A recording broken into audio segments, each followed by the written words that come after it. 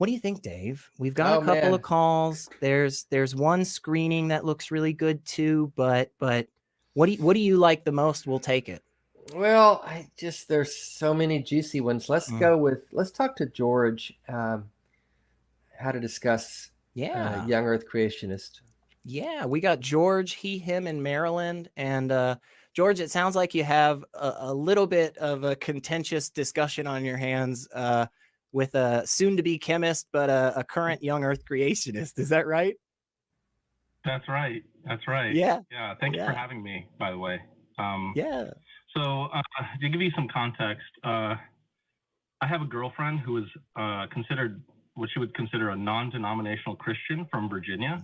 My girlfriend claims that the Bible is the infallible, inerrant, inspired word of God. She claims that all the Bibles, no matter the translation, and any small problems with the Bible, like word changes, do not change the overall message of the Bible, which is that basically God is love, merciful, and just. So I started reading the Bible, specifically the English Standard Version and the New King James Version, because my girlfriend told me to read those ones, at least to start out. And I started reading Genesis, and I asked her about some things about it, and she claims that she takes a literal interpretation of it, and that the universe is 10,000 years old, and that the story of Noah and the Ark is true, which places her, of course, as a young Earth creationist and a biblical literalist, a label that she actually dislikes. When I ask her, she claims it's because the Bible says so. When I ask her how she comes to believe this when she's becoming an aspiring scientist and is studying chemistry, soon to be, how can she believe that the universe is 10,000 years old when science, particularly like radiometric dating, archaeology, and physics, contradicts this? And she claims that the Bible is true and that history proves that pieces of the Bible, biblical truth, can be backed up without engaging in the details, because she says, I don't have a firm reading of the Bible, and that science must be, if the science is wrong, or if the science is in contradiction with like the story of Genesis, then science is wrong. But it seems to me that she can't really back this up, but we haven't had a full discussion about this. And so it's clear to me that, at least from our conversations, that she doesn't have a true understanding in biology and evolution. And as somebody who is a biochemist, like I can clearly see that. And she attributes things like pregnancy and stuff and certain biological things to miracles or God. Something that I guess a lot of fundamentalist Christians say. But I wonder, for someone in my position, the position of discussing a topic and getting to the bottom of it in really an effort to entertain the possibility of changing one's belief, as somebody who's open-minded, of trying to understand another's. How do I approach a person like this, who is a young Earth creationist, who is studying really to become a chemist? I mean, she believes that Noah's flood was real, and this contradicts all scientific evidence, right? What can I do? Should I just start running?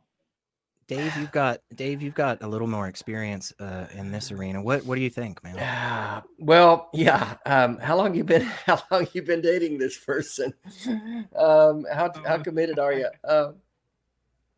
No, seriously. Months now, but we're still learning about each other. Yeah, that's a tough one.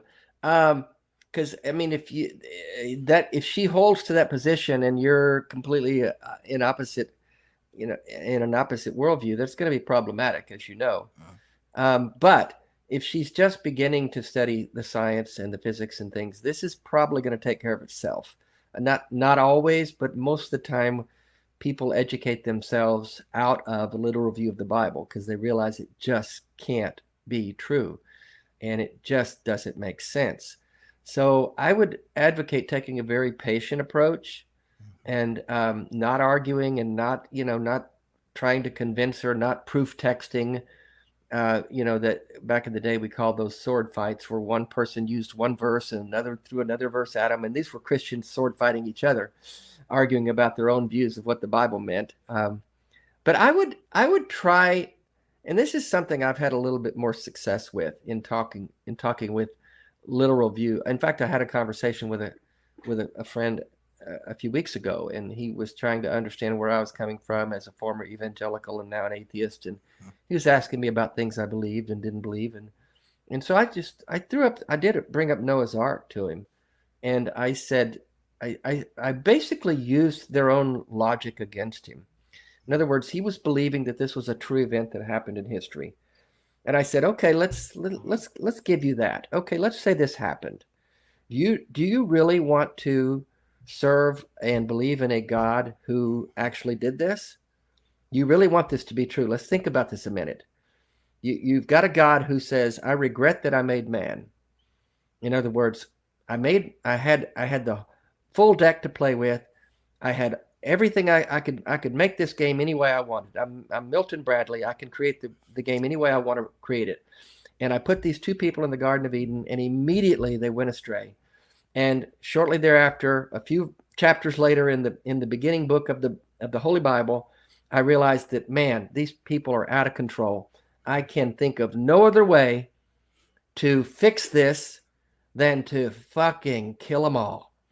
So I'm going to drown my whole creation except this one family who, let's see where that ended up. You know, Noah gets drunk and his daughters sleep with him, but let's just not even go there right now. Let's just do the whole ark story. So you're saying that this God could think of no other solution than to drown all of his creation, including babies, including pregnant women. So this God's really pro-life? Is that what you're saying? And so I kind of went down that road with him, and he kind of leaned back and said, oh, man, that's kind of a problem, isn't it? And so when you start pointing out the problems with this Bible being literally true, give them that. Say, okay, let's assume for a minute it is true. Do you really want it to be, though?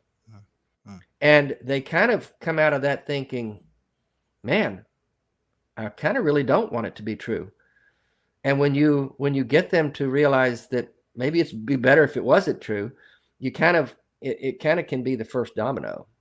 And I know it was for me in my deconstruction when I started seeing that the Bible couldn't possibly be what I thought it was, and I saw the inconsistencies and contradictions and couldn't make excuses for them anymore.